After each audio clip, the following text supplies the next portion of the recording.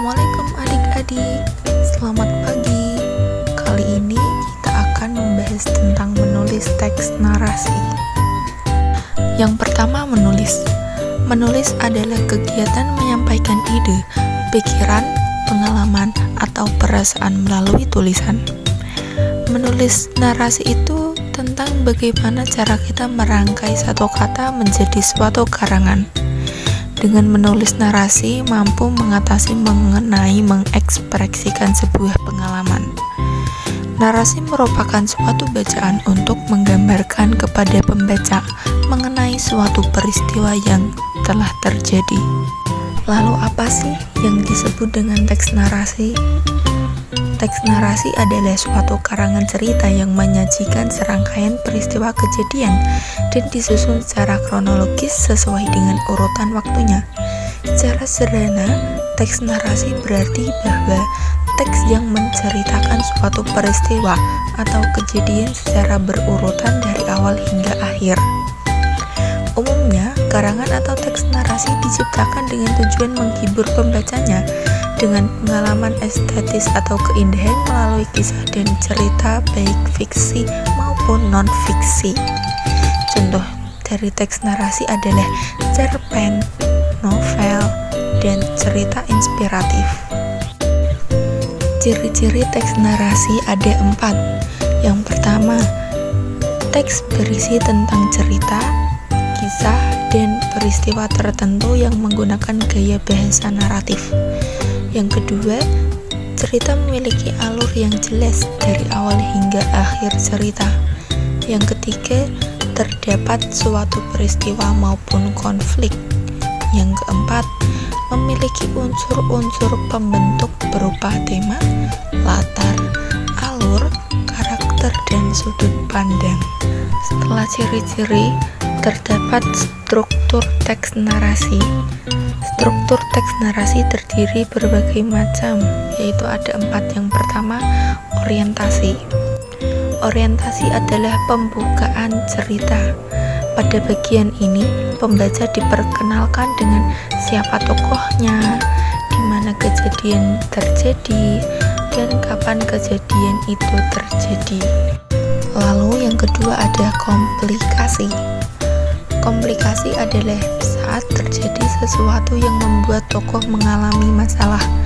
Bagian ini membuat cerita menjadi lebih menarik karena ada sebuah tantangan yang harus dihadapi tokohnya. Yang ketiga, resolusi. Apa sih itu resolusi? Resolusi adalah saat masalah dalam cerita berhasil diselesaikan. Nah, pada bagian ini tokoh menemukan jalan keluar sehingga cerita menjadi lebih jelas dan cepat menemukan jalan tengahnya atau cerita itu telah selesai. Yang terakhir adalah reorientasi. Apa yang dimaksud dengan reorientasi? Reorientasi adalah bagian penutup cerita. Pada bagian ini, tokoh biasanya menceritakan perasaannya atau menyampaikan pesan yang dapat dipelajari dari cerita tersebut. Reorientasi ini juga tidak wajib harus ada dalam sebuah teks narasi. Setelah adanya struktur, lalu ada langkah-langkah teks narasi. Langkah-langkah menulis karangan narasi. Yang pertama, mencari dan menentukan terlebih dulu tema serta amanat yang ingin disampaikan. Yang kedua, menentukan sasaran pembaca. Yang ketiga, membuat rancangan mengenai peristiwa utama dalam bentuk alur sesuai pada skema yang ingin ditampilkan. Yang keempat, merangkai urutan peristiwa utama tersebut menjadi beberapa bagian, yaitu pembukaan, perkembangan, dan akhir cerita. Yang kelima, membuat rincian dan penjelasan mengenai kejadian-kejadian utama secara mendetail untuk dijadikan sebagai pendukung cerita. Yang keenam, menyusun skema tokoh, watak, alur, latar, dan sudut pandang. Yang ketujuh, memahami dan mengerti bagaimana aturan tanda baca setiap kalimat yang ada di dalam cerita. Setelah kita mempelajari teks narasi, saya memiliki contoh satu teks narasi yang terdiri dari 3 gambar. Gambar yang pertama, terlihat ada 4 orang anak yang sedang bermain sepak bola di dekat rumahnya. Pada hari Minggu pagi, Benny bermain sepak bola bersama teman-temannya di lapangan dekat rumah.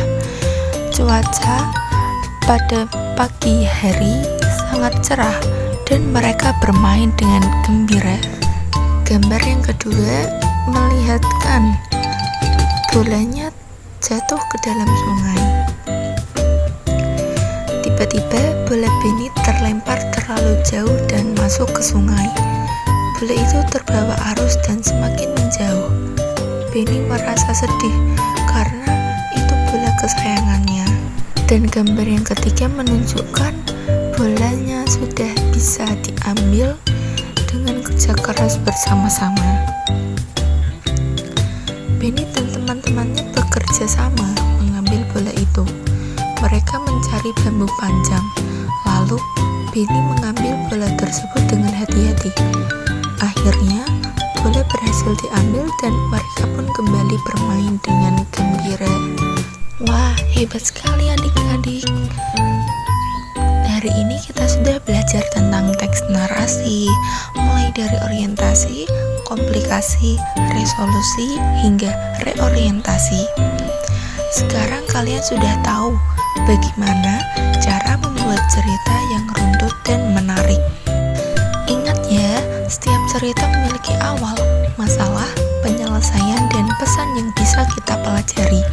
Jangan takut untuk menulis karena semakin sering berlatih, kemampuan menulis kalian akan semakin baik. Yuk mulai sekarang rajin membaca dan menulis cerita dari pengalaman kalian sendiri. Terima kasih sudah belajar bersama saya hari ini. Sampai jumpa pada pembelajaran berikutnya. Tetap semangat belajar, tetap kreatif, dan terus berkarya. Wassalamualaikum warahmatullahi wabarakatuh.